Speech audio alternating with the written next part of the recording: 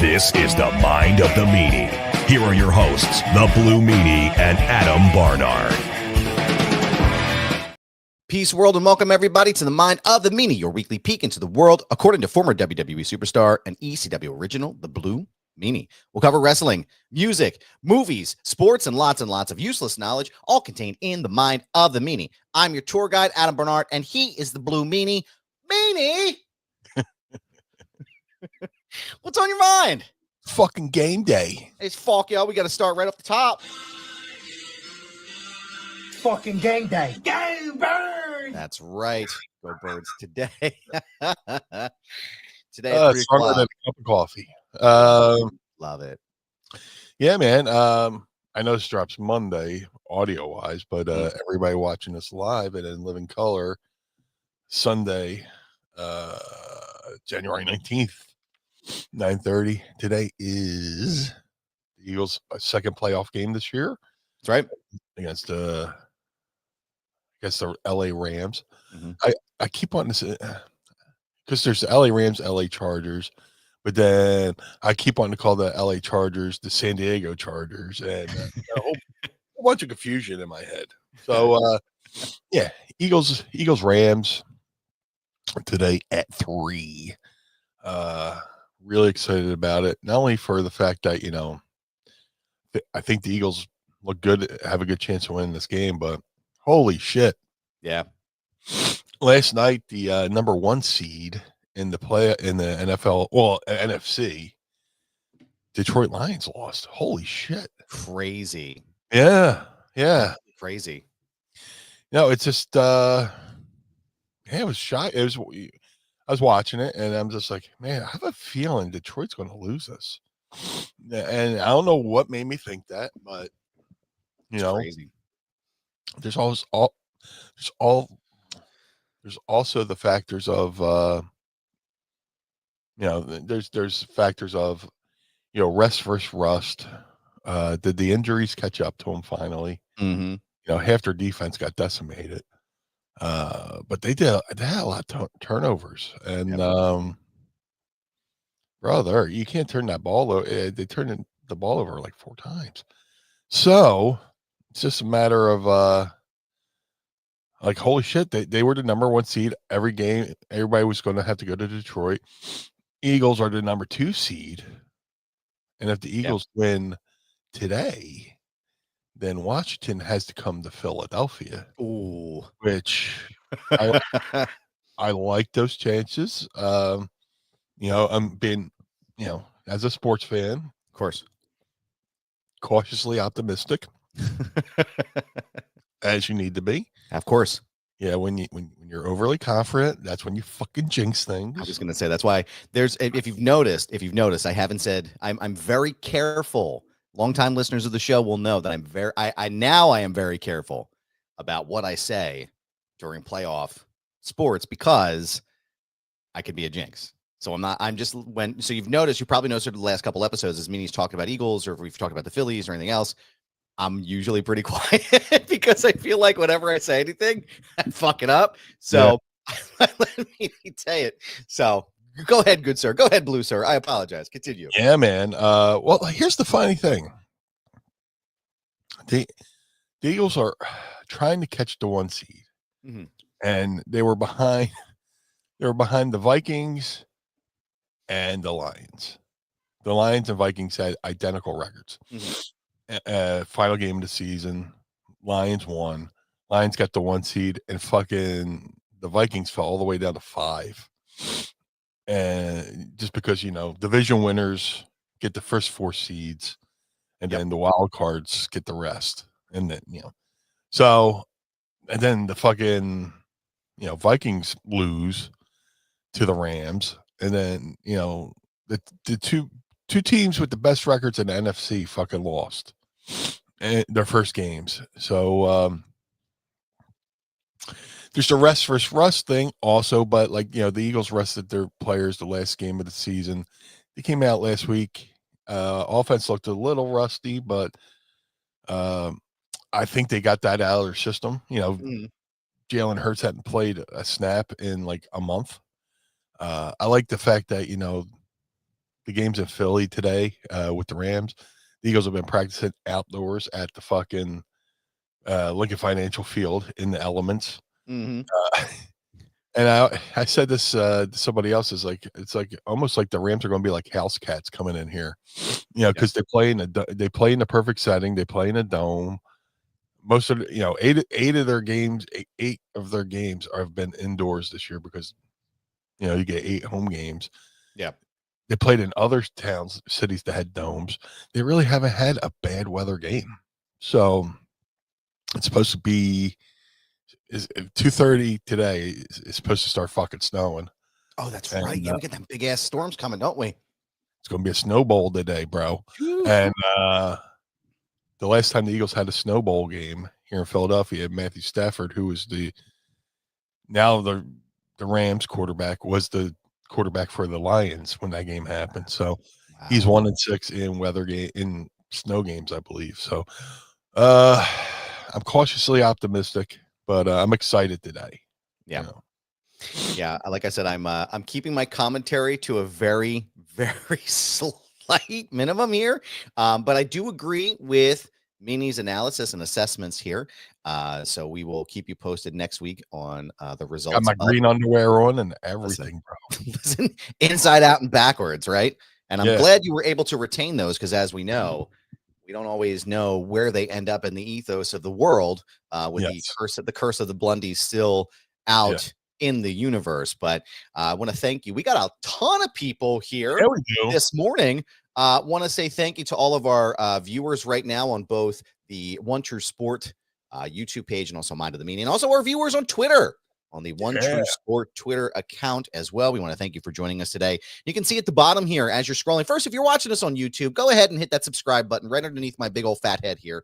Hit the like button, hit subscribe. It only helps us continue to be here with the great team at One True Sport. And underneath here at the scroller here, if you want to start asking some questions or support the show, which we would genuinely appreciate, we have different tiers down here that you can utilize and assist us on the show here. I want to say good morning to Mass Sanity. Good morning, sir, to you. We appreciate you. Aaron Atherton here with a Go Birds. That's right. I'm going to give you one of these just because. Fucking game day. Go Birds! We got Shackleford here. Fucking Go Birds. We appreciate you, sir. And we have Tiger Shea here saying, thought you guys were streaming on Netflix. I wish. Got my days mixed up. Yes, it's Sunday and not Monday. And we say here in Philly. We appreciate you being here with everybody. Like I said, don't forget to drop your questions, and don't forget to use the hashtag #AskMeanie when you ask those questions, and you'll hear them asked during the program today. Meanie, it has been a very busy wrestling news week, sir. I'm sure you've had the opportunity to catch up a little bit on some things, but one of the biggest pieces of news that I saw this week, which I covered actually on a little website I write for called Screen Rant, cheap plug, WWE and TNA signed a working multi-year partnership together. And according to the press release, which I have pulled up here, the talent's going to be able to basically be seen mostly on NXT and on TNA Impact, but additionally with some of the premium live events and some of the TNA pay-per-views. And it's just a massive deal. I mean, this is, I think, kind of unprecedented for WWE. I know they have the working relationships with Pro Wrestling Noah and Marigold, but nothing officially like this. So I just wanted to get the Blue Meanie's thoughts on the WWE TNA partnership and what do you think it means? And just kind of pick your brain on it. Dude, I love it. I said on my Twitter, when companies work together, everybody benefits. The fans benefit, the wrestlers benefit. You're going to get to see, potential dream matches. You're going to see potential, fun feuds. And I hope this deal lasts, a while. I have to laugh though, just for the fact that Dolph Ziggler, Nick Nemeth is like, I think I'm going to ask for my release, go out into the world, try wrestle different places, and then NXT, WWE, and TNA, agree to a deal. Son of a bitch. Fuck. Yeah. But no, it's a good thing, man. Yeah. It could be a working relationship, kind of like how the territories used to be back in the day. Mhm. Um, guy gets stale in one area or one spot, one feud, whatever. Hey, why don't you go over to TNA for a little bit? Yep. Work over there. Put on a fresh coat of paint, and then come back and you'll have a fresh start here in NXT. Or Yep. anything. And I think the cool thing is they're saying NXT and TNA, but I wouldn't be surprised if somebody from WWE showed up on TNA TV. Oh, for sure. You Yeah. that's the fun part of surprises. But yeah, I think it's going to be a great deal, man. Yep. I'd love to. You could throw somebody into the Royal Rumble. Mhm. The last couple Royal Rumbles we had the Knockouts champion. Yep. We had Mickey James, and who was in the last one? Last year was Jordan Grace. Yes, And that was, I'm telling you, man, that was a huge pop at the yeah, stadium for that Rumble. I mean, that was completely unexpected. So yeah, yeah. So there's just so many fun possibilities. Or as it says, Step Bars, we got so much room for activities. Uh, perfect. it's dude, it's gonna be awesome. Bravo. Yeah. It's just companies should work together. Absolutely. I You know, think, like you said too, I mean, I would not be surprised. And I think, John Cena's kind of teased it a little bit on his Instagram about, he posted the photo of the WWE TNA logo. There's nothing saying that John Cena couldn't show up on a TNA episode or, why not? like Bailey or any of these great, performers that are there. Like there's no saying that it won't. And actually, Mass Sanity brought up something interesting that I thought we could talk about as well. He said the TNA deal reminds me of the deal with ECW, except being more public about it. Yeah, And I think that's right. I think that's probably the last time they did something like that, like officially like that, was during the ECW days. But it definitely reminds me a lot of that. Do you see any parallels yourself between that, between the deal with TNA and ECW? yeah. I mean, I don't think we sent as many people to WWE as WWE sent to ECW, but it's basically the same thing. Yeah. Vince, gave ECW whatever amount of money. Paul, he said $1,000 a week. I don't know if he sent that much, but there was times where ECW needed help, and Vince was right there to cut a check and help out. Mm-hmm. It is like that, and anybody with good spidey senses realized what was going on, even though we ECW raged against the machine. Yeah. You have Al Snow showing up, you have Draws showing up, you have Furnace and LaFon showing up, so you can put two and two together. Yeah. Jerry Lawler shows up, Cornette shows up, Still. how's this possible? Meanwhile, Taz is burning a Monday Night Raw shirt in the ring or whatever, and they're getting official flags, to fly in the ring. Mr. Monday Night Rob Van Dam's flying the flag in the ring. So, how is this possible? How are they making this happen? Man, we're going to get sued. Feels like litigation's coming, man. I don't know. Yeah.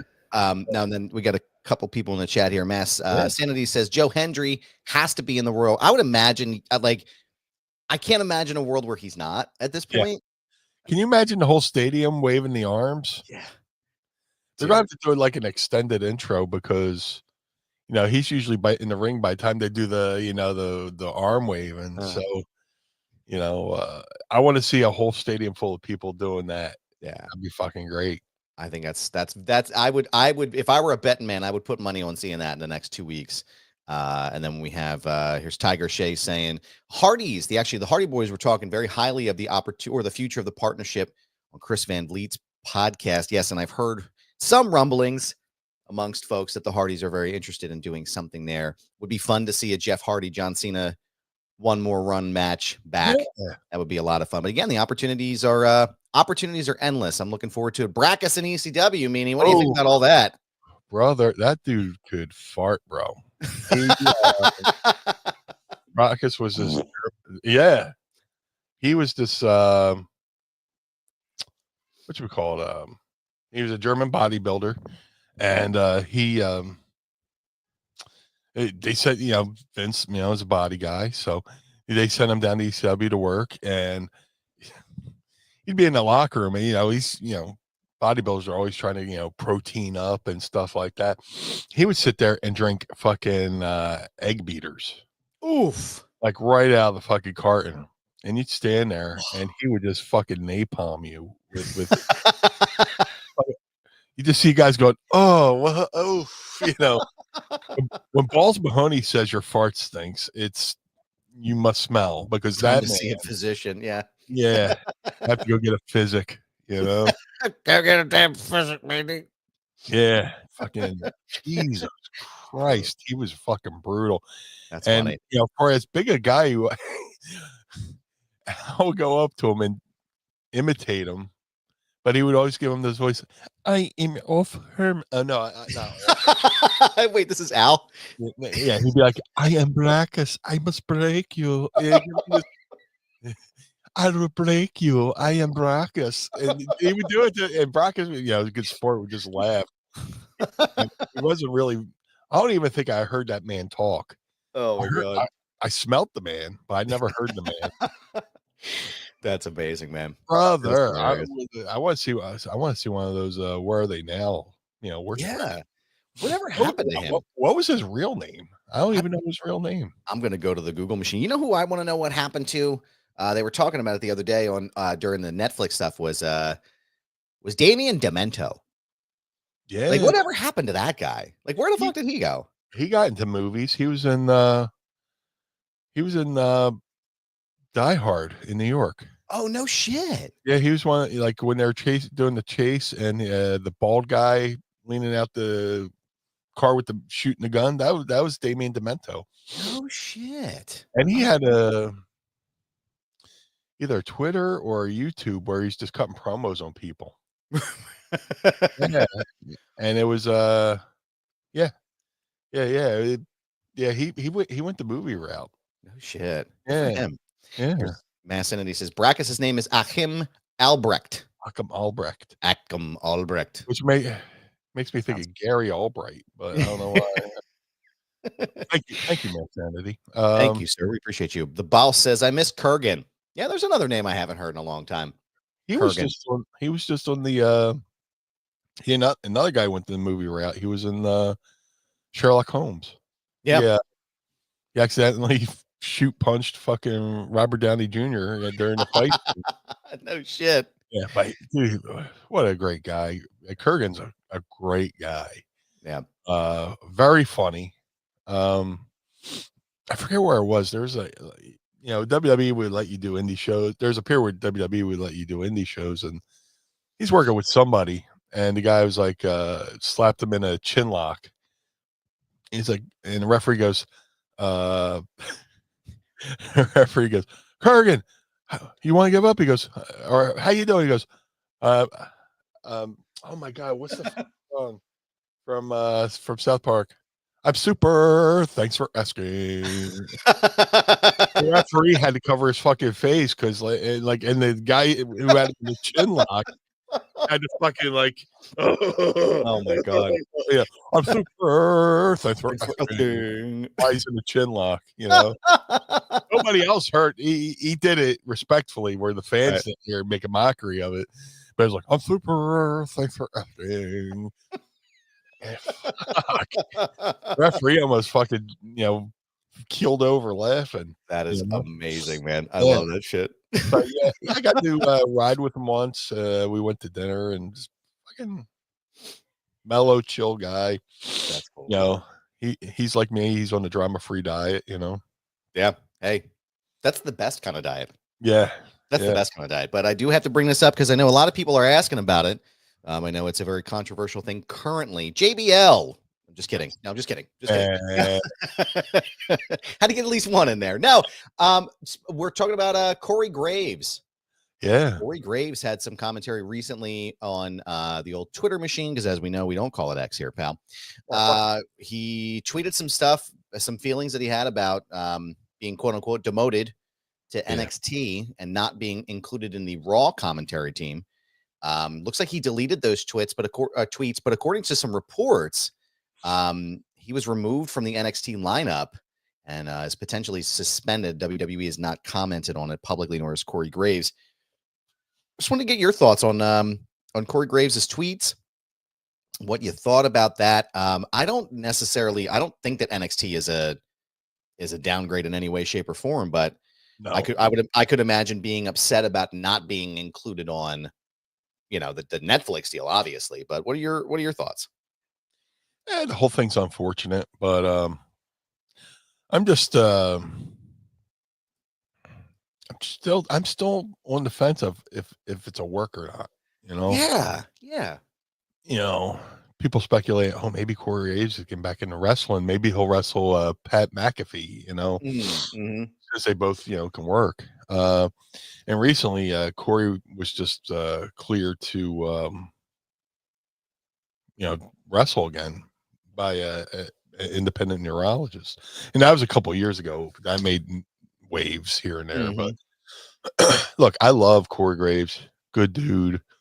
I've known him since I don't want to say he first started, but I first met him at a Pittsburgh Comic-Con. I was doing the signing there. He showed up, very nice, very polite, easy on the eyes.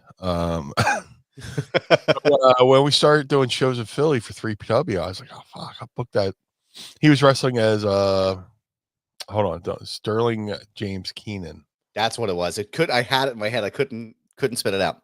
He was wrestling as Sterling James Keenan, and whatchamacallit, he had a partner who I forget his name, but I'd bring him in and have him do tag matches and stuff like that, and then we would travel over to England for 1PW and hang out and room. And he's just a great guy. And then I started working for his dad. His dad would run shows up in northwest fucking Pittsburgh. Far North Wrestling, it was called.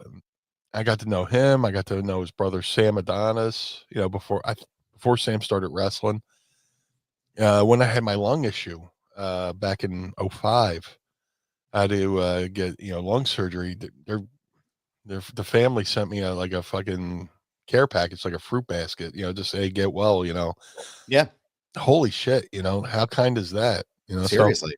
So I've a lot of love, a lot of respect for Corey and his family. And it's just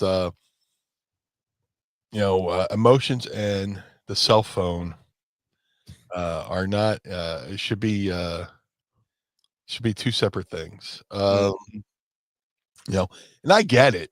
Yeah. There's been times where I've, been in a bad mood or depressed and you want to fucking just say something and you go, yeah, but then there's potential consequences. Not that I was going to tweet anything, goofy. Right. Yeah. But, early days of Twitter, you're trying to be funny or you're trying to be let me get more followers, but in this situation, if it's legit, I understand it, but it's just a side road. Yeah. He's a commentator, like Coach said, there's only a few top spots in wrestling and he had one of them. It doesn't matter where you're at, you're applying your trade, so it happened to Jim Ross, it happened to Cole. People get moved around, but maybe they're just doing him a favor and give him a cooling off period. You know what I'm saying? Right. I get it, I understand it, but in the bigger picture, you just got to realize you're still working for the top company in the world. Yeah. So, I think they'll work. Things will work out. The cooler heads will prevail. Yeah. But I feel bad for Corey. You know, I get it, but sometimes you gotta walk away from the app. You know. Yeah, you gotta stay away from it. Yeah, I mean, and Corey, to be clear, like when I lived in Pittsburgh as well, excuse me, we shared the same barbershop. So the guys at the 10th Ward Barbershop are actually Corey Graves' barbers. And I've, ran into him once or twice. Wonderful guy, just super cool, dapped it up. Hey man, what's going on? Nice to meet you. He's just a great guy. Yeah. Sweetheart. Yeah. And Kane, Kane and I talk about him all the time. I'm always teasing him when he gets the mustache going on, And Kane, I'm like, "Yo, man, you got to trim that off, man." He's like, "Oh no, he's my customer. I got to do what he says." Like, tell me, get rid of that shit, But no, he's a wonderful guy. Super cool. Like, just it's a shame that he felt like he had to go that route. But again, like I think we've all kind of been there in our own professional careers where it's like, oh fuck, I should be do this or do that.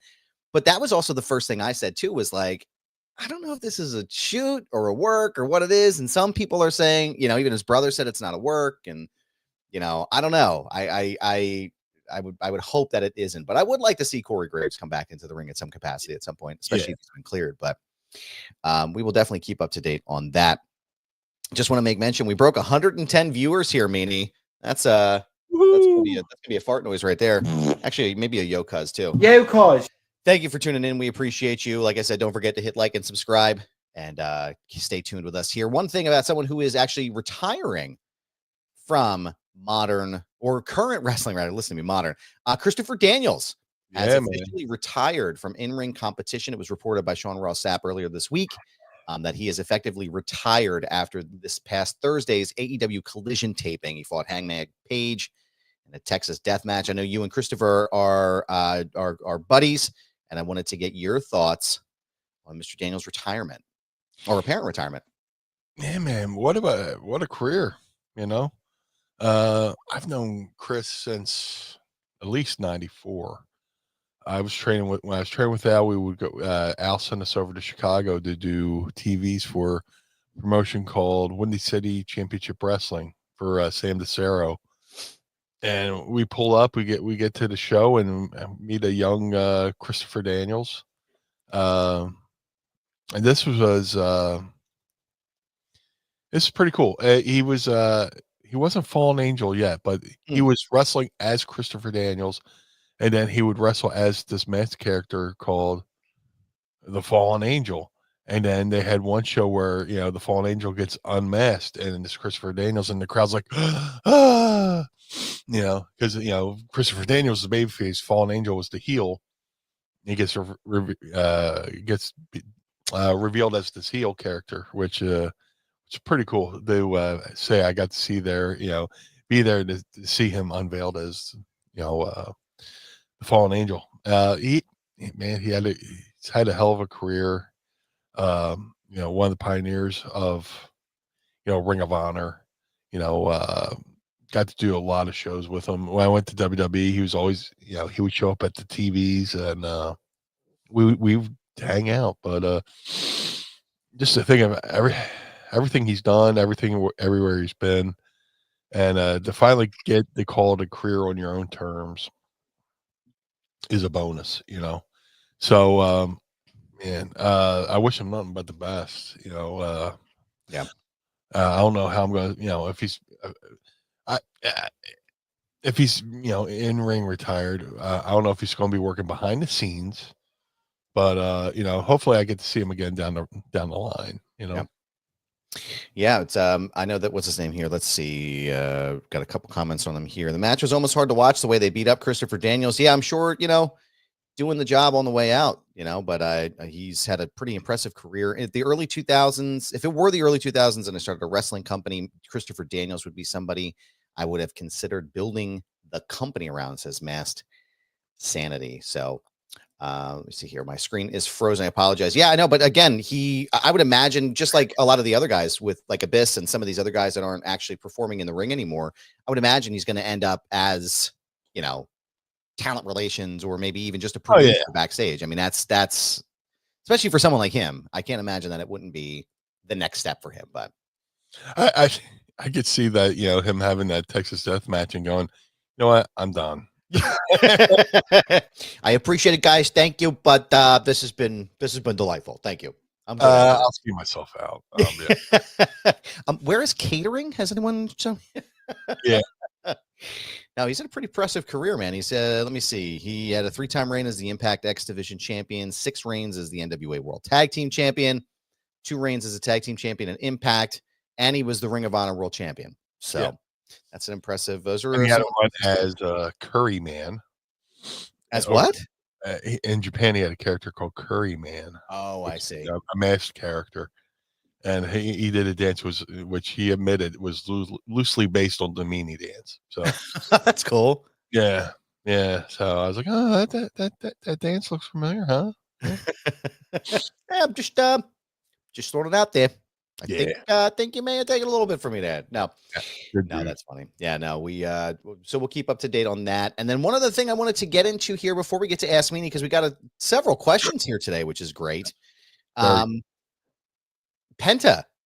debuted in WWE to some pretty amazing fanfare and an incredible match with Chad Gable this past week on Monday Night Raw.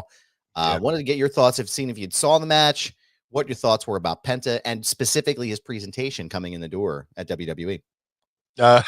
Like Michael Cole said, the worst kept secret in all of wrestling. I don't know if he said sports entertainment, but I say wrestling. It's great, and they picked the perfect first opponent with Chad Gable. You know, dude, it was well done. Well done. From the music to the entrance, to the post-match promo, kind of throwing a little shade.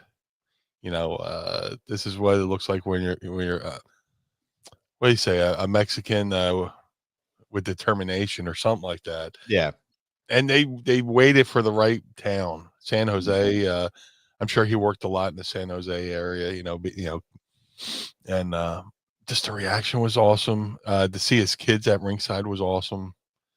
And like I said, the first opponent of Chad Gable took probably one of the craziest Canadian destroyers ever. It almost like he didn't even put his hands down. He just, yeah, dude, that shit was flawlessly executed, man. I was like, holy shit. Good Lord, brother. I thought it was well done. Yeah, it was well done. It'd be interesting to see where it goes. Mm-hmm.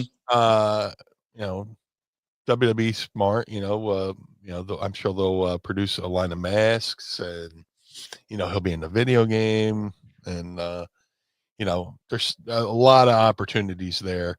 Especially if they want to start branching out into Mexico. I mean, they do run shows in Mexico, but they're bringing one of their top stars with them. Next time they go, he'll be an additional attraction.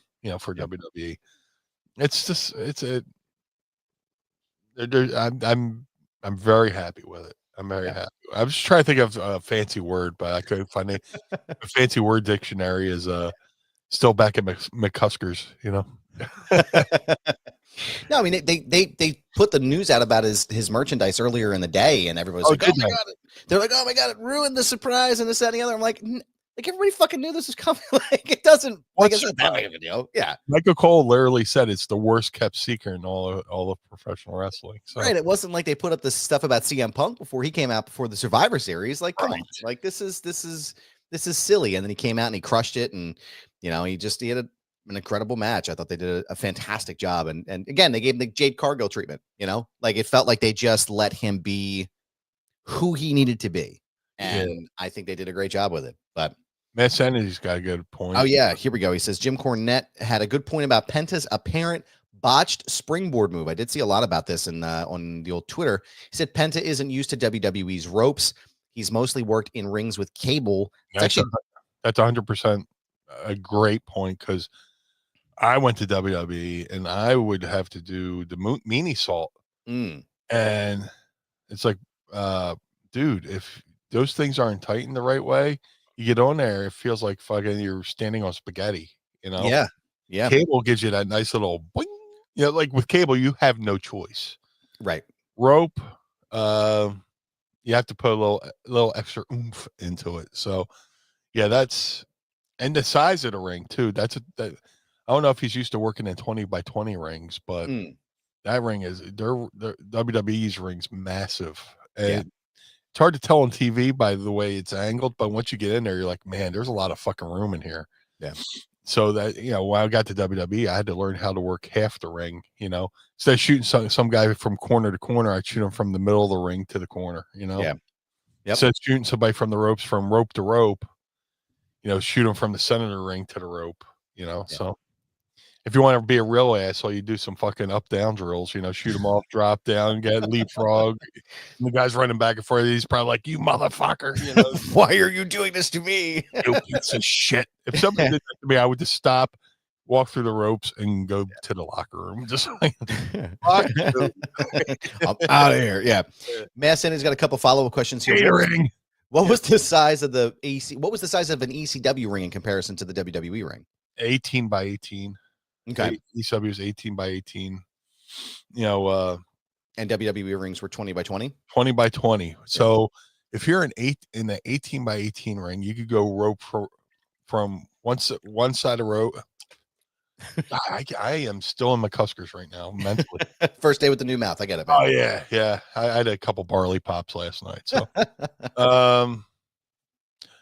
if you want to go from rope to rope in an 18 by 18 ring, it should take you roughly 4 steps. Okay. You hit the ropes in 1, 2, 3, 4. Turn. If you got a wide fucking run, you could do it in 4. Or do it in 3. WWE ring, you got like 2 extra steps, so it could throw timing off. Your internal clock, needs to be adjusted to going rope to rope. I can imagine that would be difficult, though. I know the WCW guys talked about that when they first started, and there was differentials in their rings, and just from the internal clock portion of it, it's like, yeah, that sounds fucking difficult, especially when you're used to doing something for so long. But can be. Mass has one more question. I apologize. Do you prefer rope or cable? Oh, cable. Yeah, cable, dude. You hit the ropes with cable. You have no choice but to bounce off. Yeah. And like I said, with the Meanie Salt, the cable always made the Meanie Salt a little bit better. Somebody sent me a bootleg, like a handheld copy of a match I did in Madison Square Garden. It was me and Bob Holly against Edge and Christian, and it came back. The memory flooded back to me as if it was yesterday. I would go to do the Meanie Salt, and the ropes were so fucking loose. I put my foot on the second rope, and the way it went down, went, oh fuck, oh no, and I was just like, it went, I was like, shit. I felt like I was walking, like I said, you stepping on fucking like a rubber band, just fucking holy shit. But miraculously, I got up there and I nailed it. Jesus. But like that's the fear, you're like, fuck, I'm in the garden. I'm trying to do a moonsault.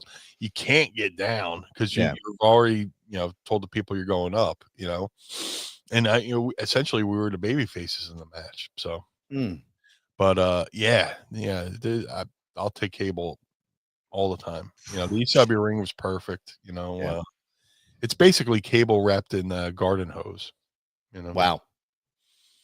Well, I hate to be the bearer of, or to bring the show down a little bit here, but I wanted to talk about one of our last topics here for the day. Mr. Baseball Bob Uecker. Oh man, passed away earlier this week.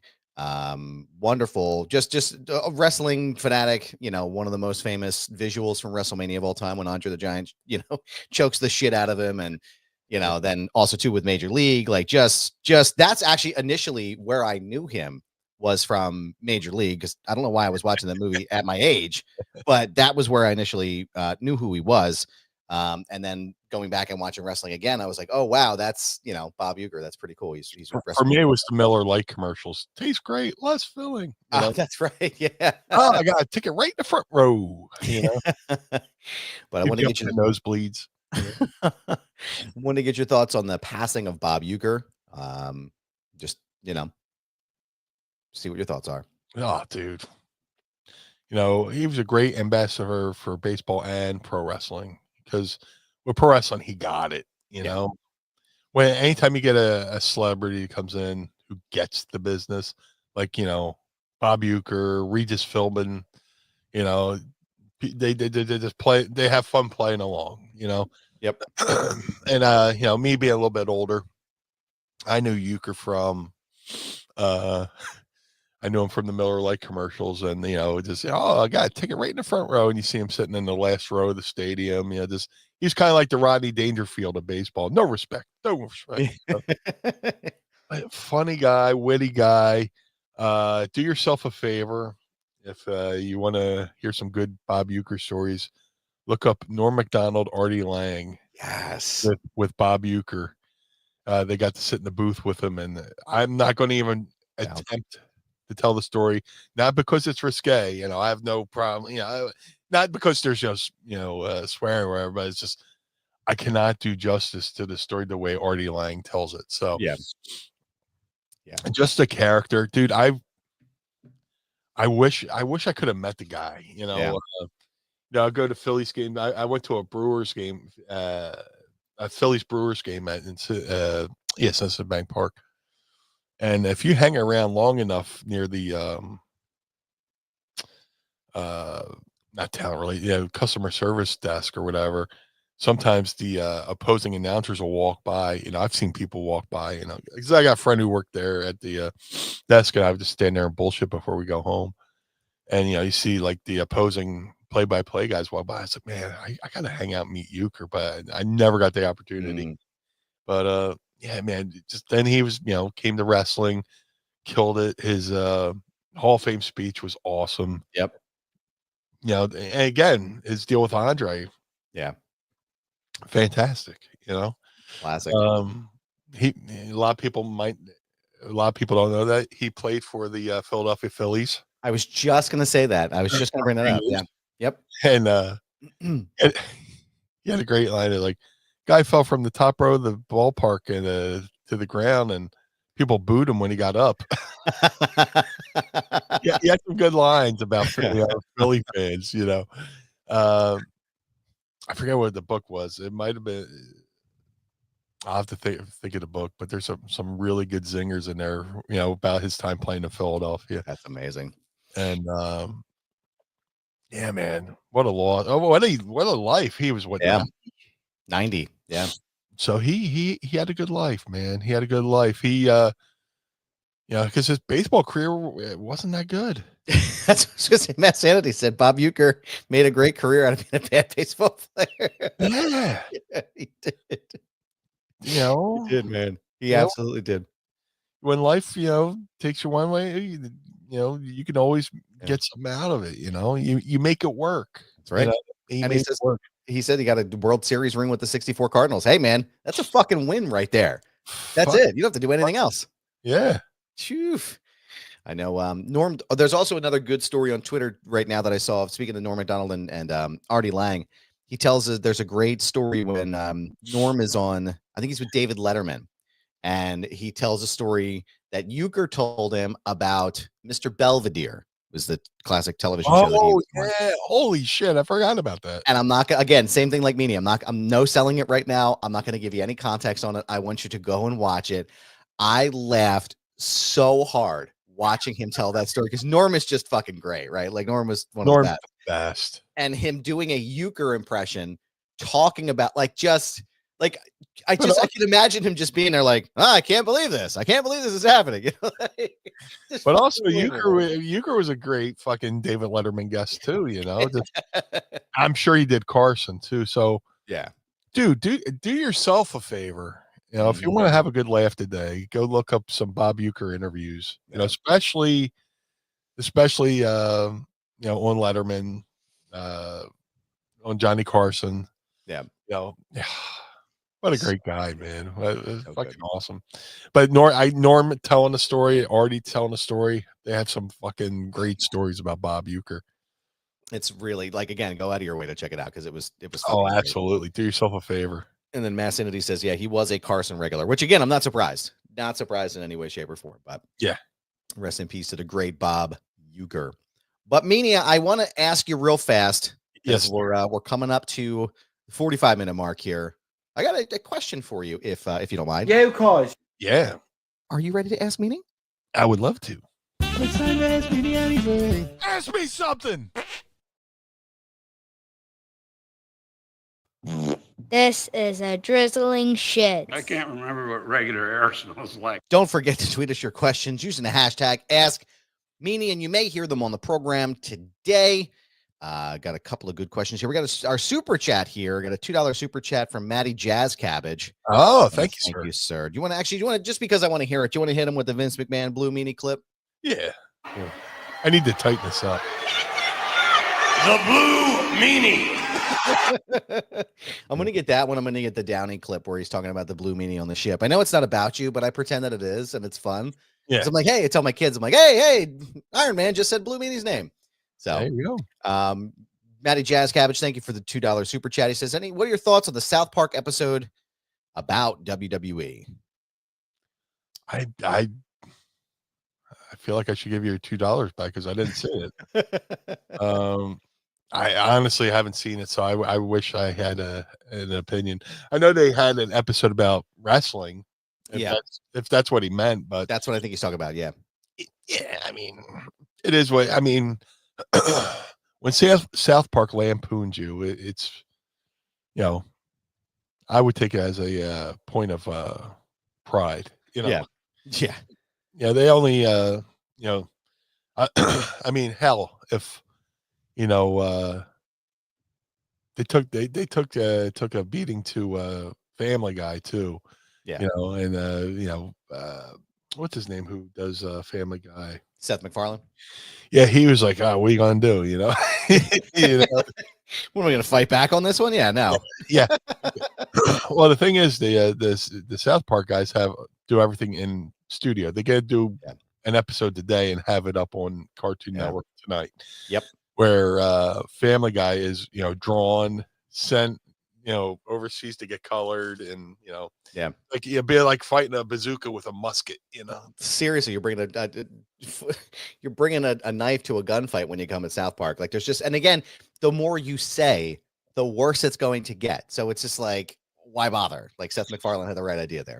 Yeah, basically, when Obama won the election, they were doing an episode as for his he was going to do a speech.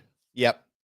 And they basically were doing the episode about his speech right up to they almost fucking predicted it, like word for word kind of thing. But they work quick. That's what I'm trying to say. They also, that particular episode, they didn't have a backup plan. Right. It was just the Obama, it was just the Obama win. Like they didn't have anything for McCain. They did I think there was a whole thing they did on Comedy Central or one of the other shows about it, where it was like, they went and produced this episode and they're like, well, we only have the resources to do one in a 7-day period, because that turnaround time is quick. Yeah. And I think if the election was that Tuesday, they had to have the episode sent to the satellite team by that night before they could air on Wednesday. I'm like, well, fuck, what do we do if McCain wins? And they, obviously ended up getting lucky, but I'm a big fan of the South Park guys. Love their show. Oh, absolutely. Let's see what else we got here. Matty Jazz Cabbage is another question. I feel like I feel like this is an important one, sir. Any update on the undies or a possible 2025 reenactment? I would hope there would be no 2025 reenactment of the Blundies, but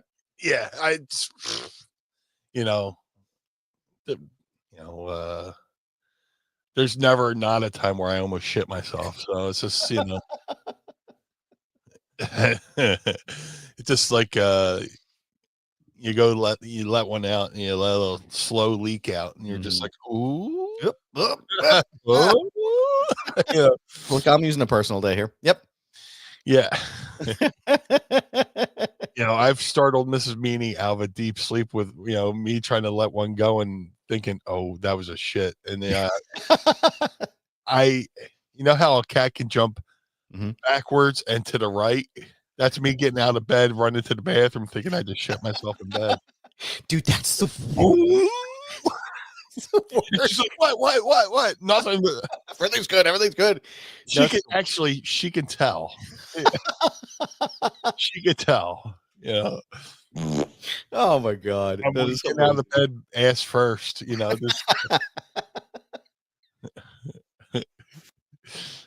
Like I'm doing the flying butt pliers on Ren and Stimpy, My God. Oh, it's like amazing. I'm jogging in reverse, like somebody hit the rewind button on somebody running a marathon and they just running backwards. Excuse me. I'm just gonna moonwalk my way out of here. Not gonna handle this very well. Right to the shower. Oh my God, that is Why hilarious. Why bother? Yeah, just take everything, throw it in the trash. Just the underwear destroyed. You're never gonna get them back. You're never gonna clean them. You just got shit in the tub and waffle stomp it down the drain. Oh, oh my God. It's like, I can't figure out why people do that. Like, what the fuck? I can't imagine being in the shower and taking a shit. It's like your first thought. Like the first thought is, I'm gonna shit in the shower, and the second thought is, let me just stop it. I mean, why get out? I mean, you get in the shower, you're wet. Oh my God! And you have to turn off the shower, dry off, then take a shit. You're right there. There's a fucking good drain right there. Oh my God, dude! Spread your cheeks in, like a Mississippi mud shark. Just fucking right there, like a tub. Oh my God! I'm releasing it back into the wild. How would you do that? I literally can't.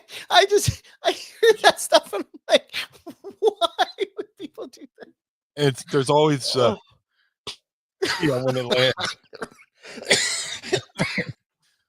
Oh my God. Oh my God, that's hilarious. Just the thought of that is just insane. Just get down there. Oh my God. Oh Jesus, the visuals are just yeah. Oh my God. Can we call throwing Grundies on the roof doing a brown meanie? No, I don't want to call it that. I don't want to call it that. Oh God. All right, Meanie. We got another question here. Actually, wait, I forgot. Since I've been laughing for so long, I forgot we got to crack our drinks. I totally failed the show. I have failed you as a friend, sir. No, I failed the show. I don't have a seltzer right now. Oh no. All right. Well, then I will just crack this one. We'll save it for next week. I'm just gonna do it for both of us. All right, I'll do it first. So I got some of the cheap shit here from Aldi. I got the pink grapefruit, which is my favorite cheap shit from Aldi. There, I'm gonna crack these suckers here. 3, 2, 1. There she is. I'm gonna pretend I did one. Pinkies up.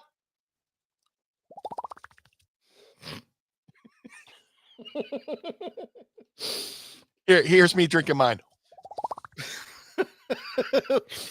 Meanie's in Willy Wonka's factory today.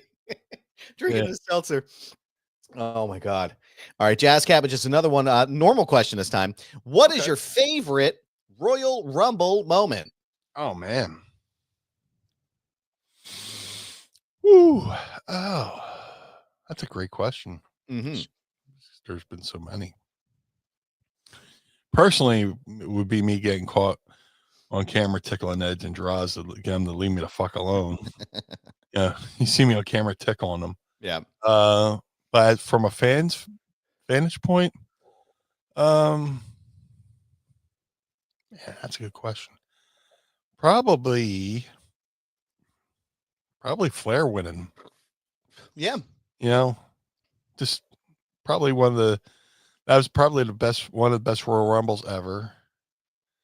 You know what? Fucking Yoko eliminating Randy Savage too. Oh yeah, that was a good one too. With the little, push him and he flies over the top rope. Yeah. There's so many good, memorable matches, man. Yeah. But I would have to say Flair winning with the way and Yoko eliminating Randy Savage It's probably one of the more unique ways of seeing somebody getting eliminated, Yeah, absolutely. Yeah. And then you can always think of all the possible ways, Kofi almost got eliminated, but didn't, his creative ways of getting back into the ring. Yeah. Which became a staple for like a couple of years there. Yeah, no, that's I'm trying to think of what would be my favorite. I was a big fan of the 92 Rumble. Like that the entire Rumble beginning to end was flawless. Yeah. I think just from a selfish, maybe not so much of a selfish, but like from a fan perspective, just being there last year was pretty dope. Watching Cody throw Punk over the top rope was amazing. No, probably 92. I would say Flair winning in 92 is probably my favorite. Yeah. With a tear in my eye. Yeah. Massenity says Vince's double quad tear is the best Rumble moment. Actually, yeah, you know what? That was a pretty wild one. That was the Rumble. I forgot that was the Rumble. Yeah, that was Batista and Cena, right? It was an accidental toss over the top, and they screwed the finish up, and then Vince tears his quads. Like Christ Almighty, man. Last question for the show. Thank you all for your questions. Really appreciate it. Last question for the show today. Aaron Atherton, longtime listener of the program, says, "Hey, Blue and Goob, my daughter wants to know if Blue ever teamed up with Rey Mysterio." Unfortunately not. I've done a few shows with Rey. ECW. I joined ECW right as basically almost around the same time he did. He started like a month before me. And then we did a really cool independent show out in Hawaii. And that's where I first met a young Dominic and Aaliyah. Aaliyah was still, a baby in a car seat, but got to hang out with them in Hawaii, him and his family in Hawaii, and go to see the volcanoes and stuff like that. Just really cool time. But no, unfortunately, I did not team with them in an official capacity. There's always time, sir. There's always time for that to happen. And there's always time to thank you, sir, for doing this program with us each and every week. We want to say thank you for being here. I want to say thank you for everybody watching. If I could speak and put proper sentences together, I will try it again. But we want to thank you for being here on the program each and every week. I want to thank you for listening and asking your wonderful questions. Don't forget to drop those questions to us on our Twitter page at Mind of the Meanie using the hashtag AskMeanie, or you can ask them here live while we record the show. And if you decide you want to support the show, thank you. We appreciate you. And your super chats will get you put at the top of the list. So we appreciate you. And Meanie, you know what time it is. It's that. Oh, yeah. It's that time of the show. Peace to Enrichment for making us this wonderful beat here. But Meanie, I got to know, good sir, where can everyone keep up to date with all things Blue when they're not listening to the program? If you would like to follow the Blue Meanie on all forms of social media, Facebook, Twitter, Instagram, Blue Sky. I think maybe I'll join TikTok. Yeah, man. You're a little late. I think you're a day late and $1 short on that one, pal. Son of a bitch. Son of a. Sorry. At Blue Meanie on all forms of social media. I got a little sidetracked there. If you would like to support the Blue Meanie, go to ProWrestlingTees.com/Blue Meanie. If you want to support Mind of the Meanie, go to ProWrestlingTees.com/Mind of the Meanie. MadCatBeardCare.com. Get the Blue Spruce beard oil or balm. Shout out to Josh Thorne. He's done an amazing job there. If you're a bearded fellow like myself, if you look good, you want to smell good, go to MadCatBeardCare.com. If you're a cat lover like myself, takes care of the cats, he rounds them up, takes them to the vet, releases them back better than he found them. So go to MadCatBeardCare.com. The Ultra Pro Wrestling video game coming to all major consoles. Ultra Pro Wrestling contains not only original characters by the amazing Al Haney, but many real-world wrestlers, including myself and many others I'm trying not to spoil. So go to ultraprowrestling.com or follow them on Twitter at UPW Video Game. That's ultraprowrestling.com or follow them on Twitter at UPW Video Game. The figure collections Bone Crushing Wrestler Series 1 variants of the Blue Meanie are available now. All Series 1s can be ordered right now at shop.figurecollections.com. That's shop.figurecollections.com. Type Blue Meanie in the search bar. Select either regular Blue Meanie or BWO Blue Meanie. Either way, there's no wrong choice. Cameo.com/Blue Meanie BWO. For birthdays, holidays, and well wishes, please book through the site. Don't book through the app. The app takes way too much of your hard-earned money. If you think that money's going to the talent, it is not. So go to cameo.com/Blue Meanie BWO for all your Cameo needs. But most importantly, Mr. Bernard, where can we find you, sir? Oh, well, thank you, sir. I appreciate you. You can find me on Instagram, Twitter, Blue Sky, but not TikTok anymore because you can't find anybody on TikTok right now because it's fucking banned. But you can find me at This Is Goober. Yes, it's my handle. No, I'm not changing it. It's a brand, pal, so find me there. You can also check out my other show, Foundation Radio, by going to foundationradio.net or going to youtube.com/@FoundationRadioPod. Check out all my conversations with Dominic Mysterio, Mark Briscoe, and many, many more over there right now. Check it out there. Shout out to the homies at the 10th Ward Barbershop. Like we mentioned earlier in the program, they are my barbers, but they also are Corey Graves and Finn Balor's barbers when they are in the great city of Pittsburgh. So go and check them out there and book your appointment today with Kane and Jordan and the rest of the team at 10th Ward Barbershop.com. Don't forget to check me out over at Screen Rant. My new articles are up each and every day. I'm a news writer and contributor. Just put something up today, or yesterday rather, about Jey Uso's need to win the World Heavyweight Championship because now is the time, friends. Let's pull the trigger. So go check me out at screenrant.com, prowrestlingtees.com/Foundation Radio, prowrestlingtees.com/Mind of the Meanie. Pick up a shirt and keep the lights on at the Casa de Meanie and the Barnard Home for Wayward and Troubled Youth. Don't forget to follow us on all of our socials underneath us here at Mind of the Meanie. You can find us on Instagram, Blue Sky, and Twitter. Don't forget to sign up at patreon.com/Mind of the Meanie. Tiers start at just $10 each and every month. And when you join the Pod Squad, the first thing you get is a beautiful Pod Squad membership card signed in blue ink by the blue guy himself, Blue Meanie. So go ahead and sign up today at patreon.com/Mind of the Meanie. And don't forget, while you're here at our friends at One True Sport, pick up a t-shirt and support all of the homies over there at OneTrueSport.com. They have Bruiser Brody. They have Arn Anderson. They also have a t-shirt from the blue guy himself. So go and pick one up and support the show at OneTrueSport.com. Don't forget to hit like and subscribe underneath me here. If you look above Meanie's head, you can find our YouTube page at youtube.com/@Mind of the Meanie. Episodes drop each and every Monday. You can find the audio version there, and you can also find us wherever you get your favorite podcast. And Meanie, I want to say thank you again for doing this show with us. Thank you, sir. We appreciate you, and we appreciate you watching us wherever you are right now in the world. You decided you wanted to spend your Sunday morning with us, and we appreciate that very much.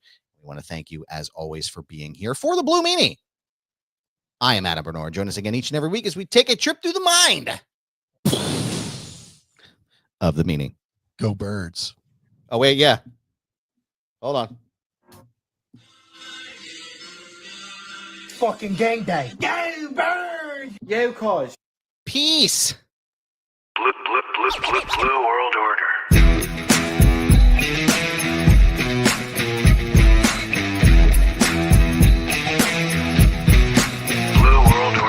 This episode of Mind of the Meanie is hosted and executively produced by the Blue Meanie and Adam Barnard. It was mixed and engineered by Carl Pinnell. Additional narration is provided by the executive voice, Sam Krebs. That's me. Our intro music was performed by the Swamp Candles. Our outro music was performed by Chikara. Additional musical accompaniment is performed by Enrichment. Follow us on Instagram and Twitter, or X or whatever, at Mind of the Meanie, and become part of the Pod Squad by going to patreon.com/Mind of the Meanie. Find our entire show archive at mindofthemeanie.com. This has been a Butts Carlton media production. Butts Carlton, proprietor. Blue World Order. That was Blue Meanie's brain out.